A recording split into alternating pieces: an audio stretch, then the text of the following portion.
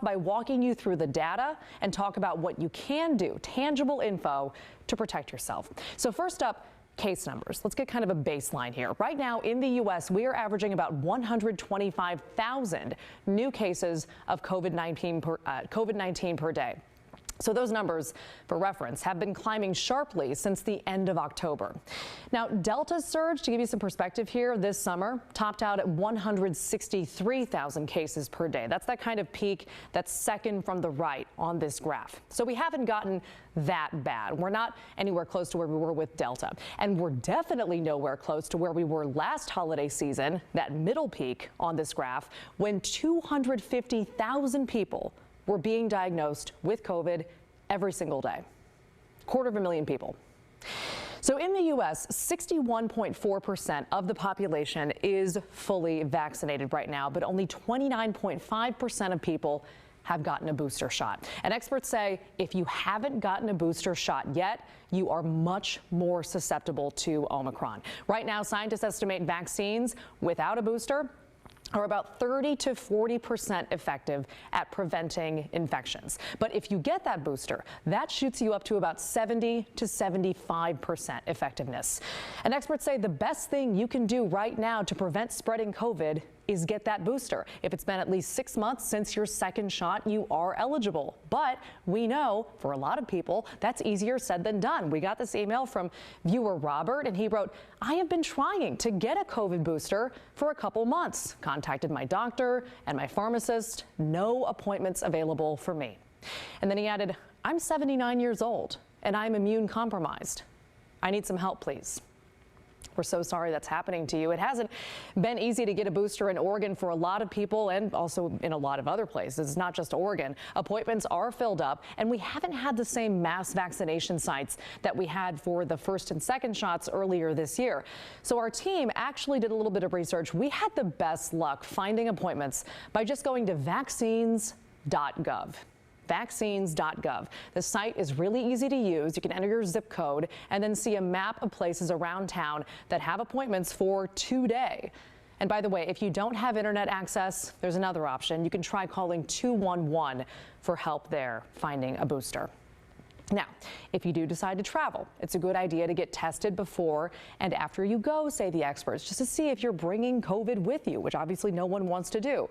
But just like the vaccines, easier said than done. Tests are not easy to get a hold of either right now. We got this email from Suzanne, and she said, I was on the hunt for at-home COVID tests and finally found some yesterday. Why are these still so hard to find and pretty cost prohibitive for many people? She added, I spent close to $200 for 8 boxes of 2 tests each. It's no wonder many people don't or can't test. Suzanne, we hear you. It is not easy to find a test right now. Case in point, we put one of our reporters, Alma McCarty, on the case today, stopping by several pharmacies to try and find at-home tests, and most were completely sold out. Our reporter had a lot of trouble. She couldn't find any options online either for drive-through rapid tests. But she did find walk-up rapid antigen testing at a couple of places, including the Oregon Convention Center Plaza. Now, unfortunately, experts say tests will be even harder to find in the next several weeks as Omicron continues to spread. But here's the bottom line when it comes to this new variant. If you feel like panicking, let's remember, say the experts, we've had almost 2 years to practice this, and the best ways to keep from getting sick remain the same. Get vaccinated, wear a mask, keep as much distance as you can with people outside your household, stay in well-ventilated areas as much as possible, and always wash your hands. And then finally, just kind of a personal note from our team, it's good to have those tough conversations with family and friends. I had to do it this weekend. I have people in my life who have not gotten the vaccine, let alone the booster. I would love to see them in person. I love them. I'd love to see them over the holidays, but amid this surge and in light of this science, I said to them the same thing that I've said this entire pandemic. I love you. I hope you change your mind. And for now, I would love to talk to you over Zoom. So tell us what you're planning to do for the holidays. Write into the story at kgw.com and give us your plans. All right, and while you're doing that, let's go to the big story now. It's about a familiar debate that's been happening in our area for years and areas across the country, frankly. And I'm sure you know a lot of schools in Oregon and in Washington had Native American mascots. And we say had, past tense, because a lot of those mascots have changed recently. In fact, the state of Washington just passed a law banning them entirely. But before we get into that law, let's do a little refresher on this topic. Changing controversial school mascots has been a big conversation for years. So how did we get here? Back in 2012, the Oregon State Board of Education banned schools from using Native American names or imagery. At the time, 15 high schools in the state used Native American mascots. So the board gave them 5 years to change those mascots, or else they could lose public funding. That same year, the Washington State Board of Education also addressed the mascot issue, but they didn't go as far as Oregon with a ban. Instead, they urged school districts not to use Native American names or imagery. In 2014, Oregon loosened its regulations a bit, passing a bill allowing schools to work with tribes on the names and mascots they want to use. Now, these controversies haven't always involved Native Americans. Practicing Quakers in the Portland area pushed to change Franklin High School's Quaker mascot, which happened in 2019. And we've seen even more changes following the death of George Floyd and a national conversation about racial justice. Portland Public Schools renamed 2 buildings after people of color. Wilson High School, which was named after President Woodrow Wilson, a segregationist, is now known as Ida B. Wells Barnett High School. And Madison High School, named after President James Madison, a slave owner, is now called Leotis V. McDaniel High School. Also, the annual football game between the University of Oregon and Oregon State is no longer called the Civil War, but it doesn't have an official new name yet. Meantime, Washington passed a new law earlier this year requiring schools in the state to remove Native American mascots. And that's how we got here. Now that we're all caught up, let's dive a little deeper into that new Washington law. Our sister station in Seattle spoke with the student who helped to get that ban passed. Here's Christine Pei. The most egregious are the Redskins, hands down. Warriors, Braves, Indians. The totems, the king salmons. The Chiefs, the Seminoles. Savages, Redskins. That would hurt to say a little bit. And it's not just in professional sports. Images like this are all around our society, even in public schools. And for many Native Americans, that's devastating. Haumu, mi nania Ivy Pete, nu kuiui tukadu. I am Ivy Pete. I am a Pyramid Lake Paiute. Ivy Pete is a senior at North Central High School in Spokane, where for decades the school mascot was the Indians. Every day while heading to class, she faced this glass case. Inside, a gift from alumni, a life-size figure representing the school's mascot. To me, it looked like animals in a zoo. We've heard that a lot. Ivy says it may seem harmless to other students, but to her, it felt like the school was turning her culture into a mockery. To see those mannequins in the case that were supposed to represent me, people were telling me I should feel honored by that. I don't feel honored. Why do I have to feel honored by something that doesn't represent me? Ivy is not alone. Experts have shown, especially for young Native Americans, these images can be damaging to the perception of who they are. Years of research have shown the use of such mascots isn't only insulting, it can bring about cultural trauma. I am Stephanie Freiberg. I'm a member of the Tulalip tribes, and I'm a professor at the University of Michigan. Dr. Stephanie Freiberg has researched the profound impact of mascots on Native youth. Exposing them to Native mascots, it decreased self-esteem, their sense of what their community could achieve, their academic achievement goals. For Ivy, the mascot did affect her sense of self. I felt ashamed. I felt like an imposter in my own skin, knowing my own identity, knowing my history, knowing my family. It's a very romanticized, noble, savage, warrior princess type representation that doesn't really account for our everyday experiences today. Ivy protested the Indians' mascot by creating this Letterman's jacket featuring a marmot, not a native headdress. She got involved in bringing young voices to the state legislature. Good morning. I am a junior in high school from Spokane. Here she is testifying before a virtual House committee hearing. Today I speak on behalf of the Legislative Youth Advisory Council in support of House Bill 1356. That's the bill that prohibits the inappropriate use of Native American names, symbols, or images as public school mascots, logos, or team names. Started talking to policymakers, stakeholder groups, and really threw my full force into this bill. I am Slinket and Aleut, and I am the only Native American to serve in the entire state legislature. State Representative Deborah Lekanoff, who represents Whatcom, Skagit, and San Juan counties, is one of the bill's sponsors. I really believe that we have an opportunity here to re-identify who we are as humans. We're not a character, and we're not a cartoon. This spring, Governor Jay Inslee signed the bill into law.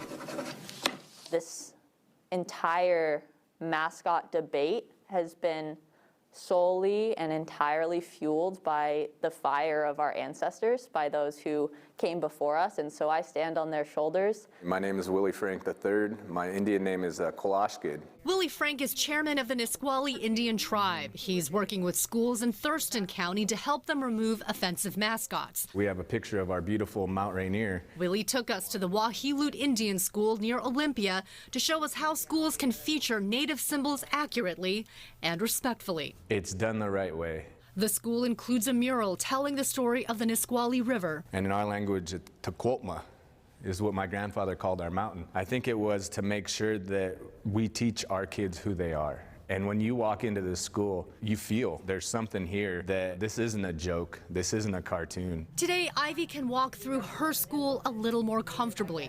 The glass case is gone. This headdress gone too. And the North Central High Indians are now the Wolf Pack. We're the Wolf Pack now, which is exciting. We're making all these changes. I get to compete in track this year with a new uniform that no longer feels like a denigration to my culture, which is so cool. Not all schools have made progress like Ivy's. The deadline to do so is fast approaching on December 31st. Just like House Bill 1356 is not an end-all be-all, it's a invitation to conversation, an invitation to reparative justice. They have to be strong on knowing who they are, know that they matter, or else we're going to continue down this road of historical trauma. And we as the First Americans can no longer take that on. We have to grow in a better way. Families of students in special education already struggled for months with at-home learning. Now they're back in class and dealing with a different hurdle: teacher staffing shortages. We have students coming in with greater needs than ever, academically, socially, behaviorally, and we're doing it all with less. When the story continues.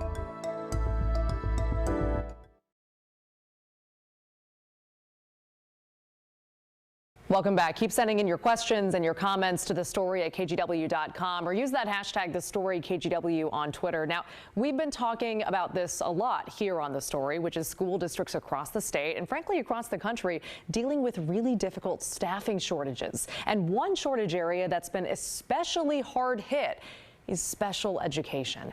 So Christine Pitawanich joins us now to talk about this. And Christine, you've been our education reporter throughout the entire pandemic. You've done a phenomenal job. What makes this shortage among special education teachers and paraeducators too so much more difficult? Well, the educator I spoke to who works with special needs kids in Portland Public Schools tells me that special education teachers have been more difficult to fill even before the pandemic started. So these teachers and paraeducators are working with students who have high needs. And I'm told that this year in particular, kids are coming in with higher needs than teachers have seen before, from academic to social emotional needs. In addition, these teachers, they're also responsible for filling out a whole lot of paperwork to make sure they're compliant with federal and state agencies. When it comes to paraeducators, those are the folks that are very important in these classrooms.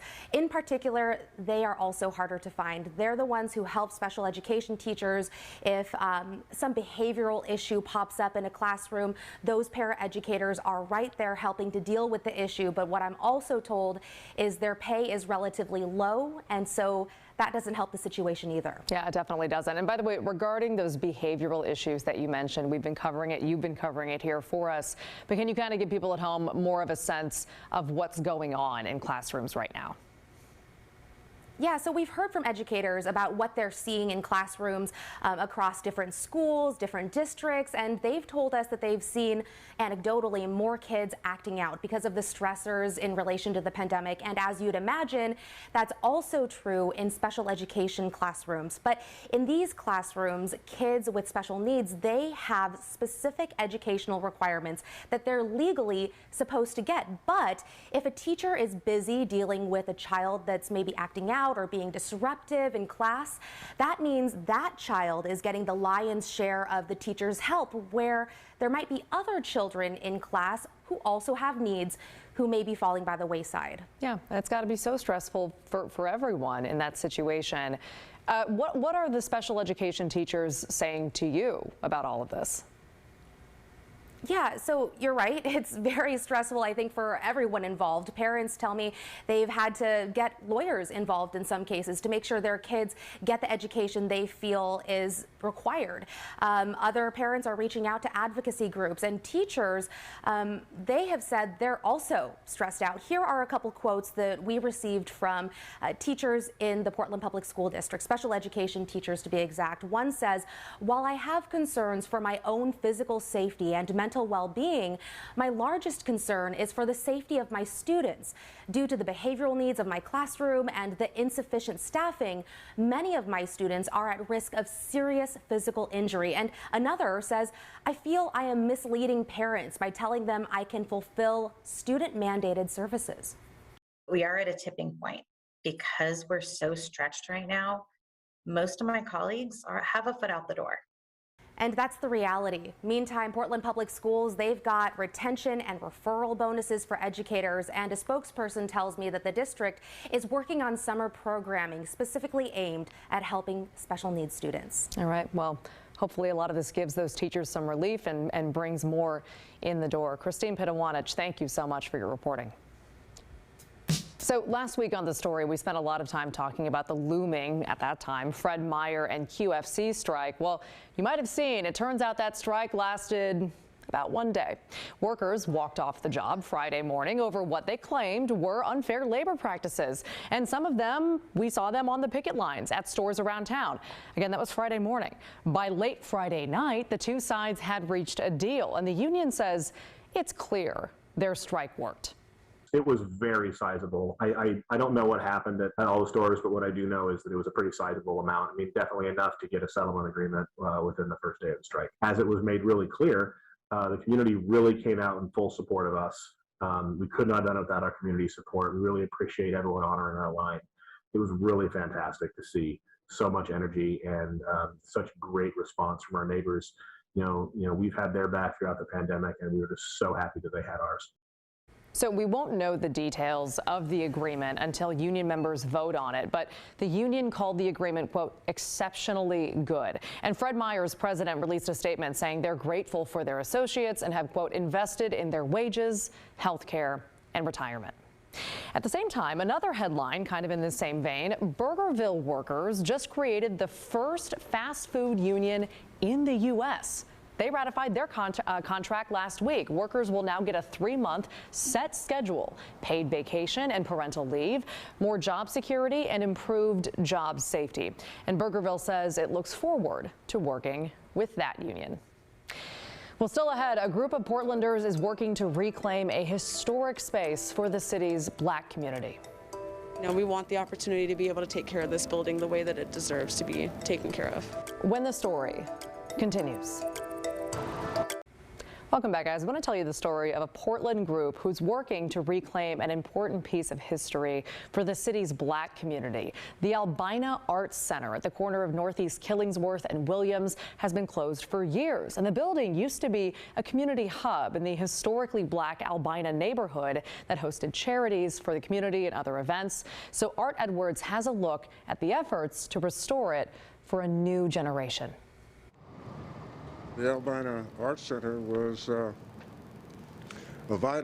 became a vital force in the community, and I think of it as the heart of a body. In the 1960s, this building on Northeast Killingsworth was home to the Albina Arts Center, a place designed to develop the cultural resources of the Albina neighborhood. The Albina Women's League acquired the building and sponsored charitable programs in the neighborhood. In 2015, the Oregon Department of Justice dissolved the charity after an alleged misappropriation of funds, and a third-party receiver was appointed. Without an arts center, we're really a community that really doesn't have a voice and doesn't have a pulse. In 2019, Don't Shoot Portland says it reached out to the Oregon Department of Justice and the trustee, the Oregon Community Foundation, to discuss acquiring the property. Don't Shoot Portland has been around since 2014. It's a social justice organization that uses art, education, and community engagement to create social change. We thought we had a pretty good, case for, hey, let us be, the stewards of this this property. But we were told that there was no process for how they would be able to give it to us. Now the organization is starting a campaign with a demand to reclaim what they call a historically significant space for Black Portlanders. We want the opportunity to be able to take care of this building the way that it deserves to be taken care of. Art Edwards, KGW News. All right, keep sending in those questions and comments to the story at kgw.com. We're going to finish the story with what I'm told is some incredibly weird holiday decor. You've been warned. That's coming up next. Other people get jolly at Christmas time. We get weird. Not really sure why. Doctors have yet to diagnose it, but here we go. We're going to highlight the creepy tonight, starting with this photo from Lynn and what she calls a Christmas creature. She says the eyes follow you around the room. I believe that.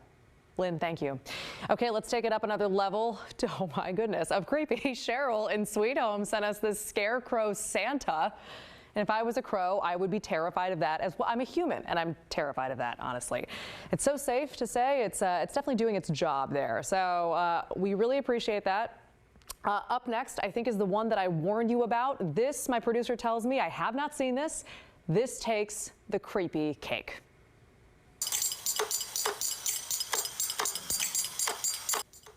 Oh my. That is a satanic Santa. I'm just kidding. I'm so sorry. That video was sent into look at it. That video was sent into us by Mary. She says the terrifying drumming Santa with eyes that glow like blood is her friend's, and it just stares into your soul. Mary, thank you so much. That will haunt my nightmares, and I really appreciate it. And honestly, respect to your friend, because I love anyone who puts out decor like that. Keep sending in your weird, your creepy holiday decor to the story at kgw.com. What was that? I'm gonna ask my producer Stephanie. She was like, don't watch it. I want you to see it live on TV. Stephanie, how dare you? How dare you? That was brilliant. Thank you guys for watching the show. The news at 6:30 is coming up next. This is KGW News.